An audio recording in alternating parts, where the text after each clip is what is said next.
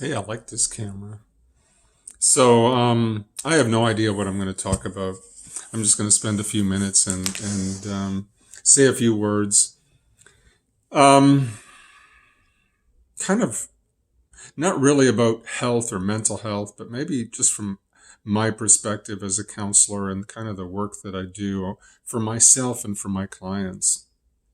There's a lot of talk, a lot of chaos going on around the world on many levels, politically, environmentally, etc. And so many people seem to be spending their time focusing on fighting with each other, debating each other. Um, Debating would be better than fighting, but a lot of so what you see on social media ends up as just simply debating each other, making each other wrong. And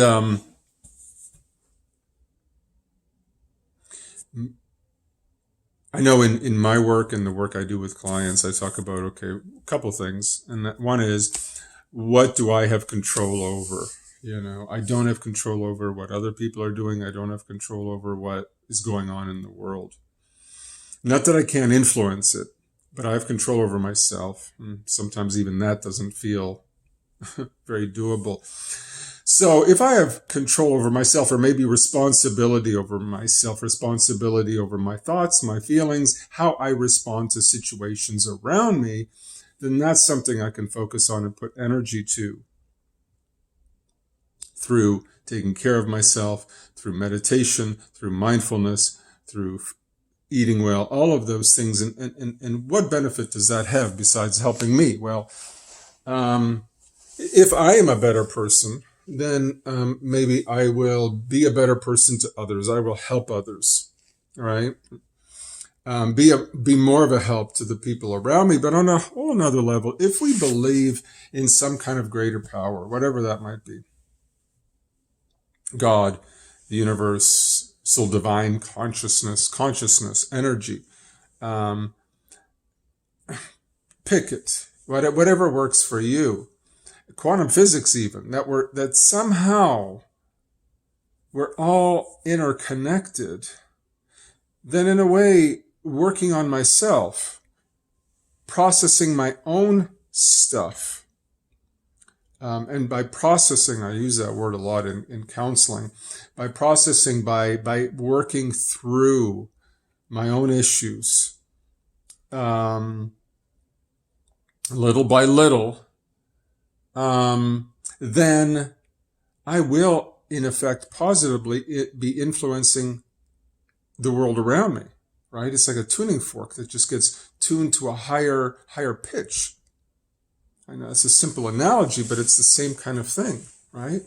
And by processing, I mean owning it. Again, taking responsibility for my thoughts, my feelings, owning them, learning to face them in a kind and loving way, learning to face them with acceptance instead of there's something wrong with this, instead of I want to get rid of this. It's like the simple idea of I want to lose weight. Well, I don't.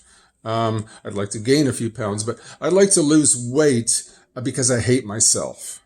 I hate myself, and I feel like I need to lose weight so that I can accept myself and be accepted by others. That feels very different than if I came to that from a place of I love and accept myself, and I want to improve on myself by losing weight. Because I think it would help me feel better, not only physically, but mentally and emotionally. Again, a very different approach. But again, so going back to learning to face myself, learning to accept, love myself. Another analogy on that is very simple analogy, because I'm going to be talking about this, and I already have created a few videos on mindfulness and meditation, but the idea of learning to sit with and be with, right? So most of us don't like to feel things or deal with things, whatever they are, that are uncomfortable. That's human nature. right? I mean, part of that is learned behavior, part of that is biological, the whole fight or flight response. And so we're learning, so we need to learn to, instead of trying to move away from it, to try to face it, right? Now, I thought about all this after watching a video by Jen. I think she's called Millennial or Millennium Gen. And it's it'll be in the title of this video. She's talking about, I'm not going to say it the way she did, Greta Thunberg, right? And the liberal left and the left-leaning media and all of this stuff. What I like about her is that she doesn't completely dismiss her message, and she doesn't berate her. She doesn't call her name. She's quite respectful. But she talks about how there's this black and white thinking, right? How we're either feminists or we're bigots, or we're environmentalists or we're bigots.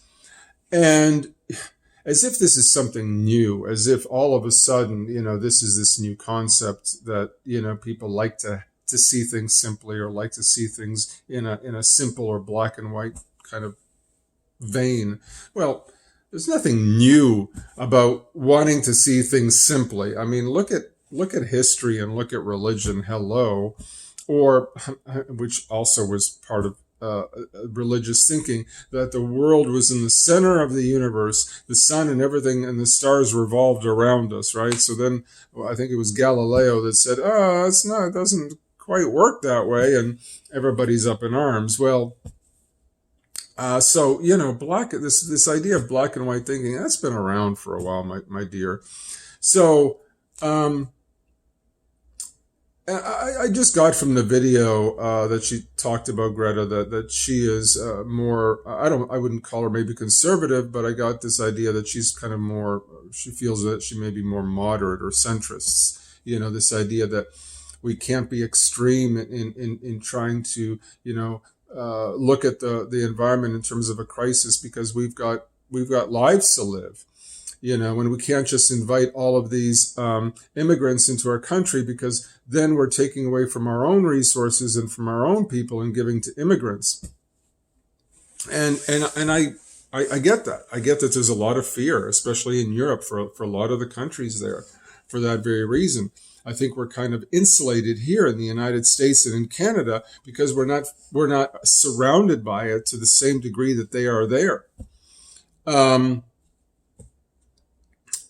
At the same time, I mean, coming back to the original message, but let me just say a word before then, is how do we change? How do we go through the changes, continue to go through the changes that we're kind of in the middle of, that we're working through right now?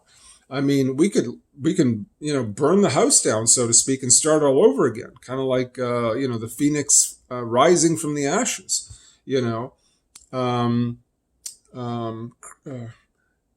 What's the word? Creation, deconstruction, construction, right? So, in other words, start all over again. I don't know what the answer is. I don't think it's going to happen quite that way. I think it's going to happen like it usually does. The pendulum kind of swings back and forth. We make some change, and then we kind of go back a bit, and then we move forward a bit. Even though right now I feel we're going through massive changes on many levels. But I get that people are also scared. Now, again, going back to my original message, again, about change and what do we do with all the change that is happening around us?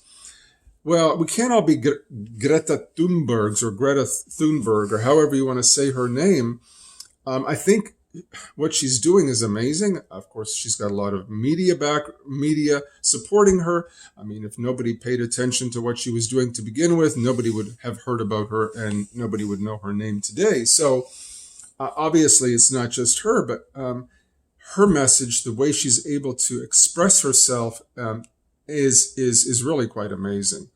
And I think she's doing a great job at what she's doing. And there's a lot of people supporting her, but it's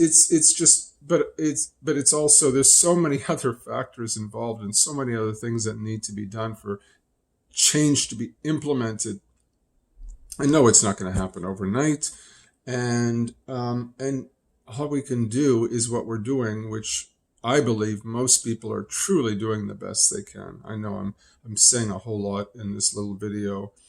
I think there's only a few people in the world, really, who wake up in the morning and truly want to go out there and hurt other people and do bad things. I think most of us are, in effect, doing the best we can.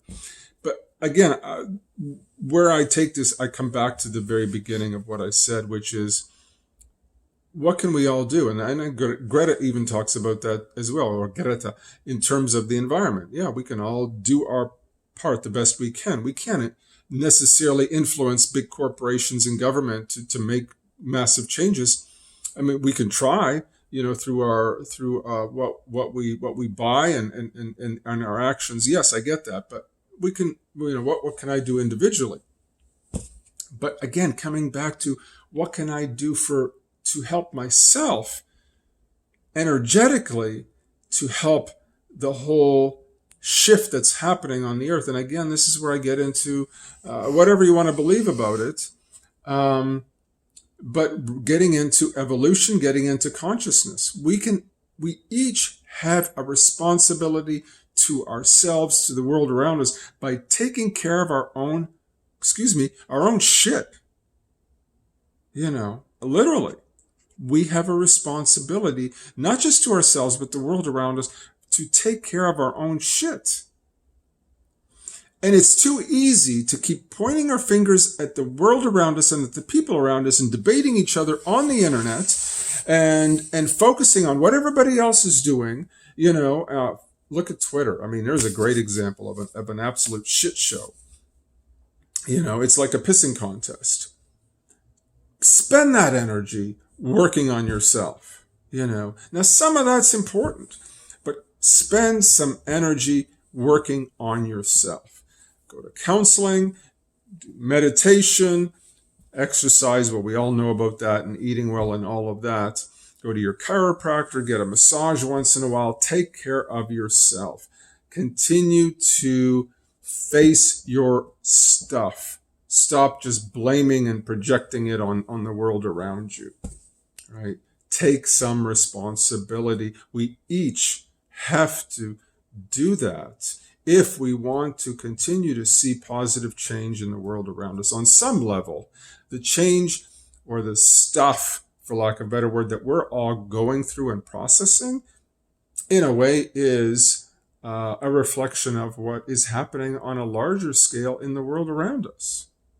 So it's really all the same thing. So, okay, that's my 2 cents on, I just really solved all the problems, right? Environmental problems, Greta Thunberg, political problems, and personal growth, all in one 13-minute video. Thank you, and you're welcome. All right, bye.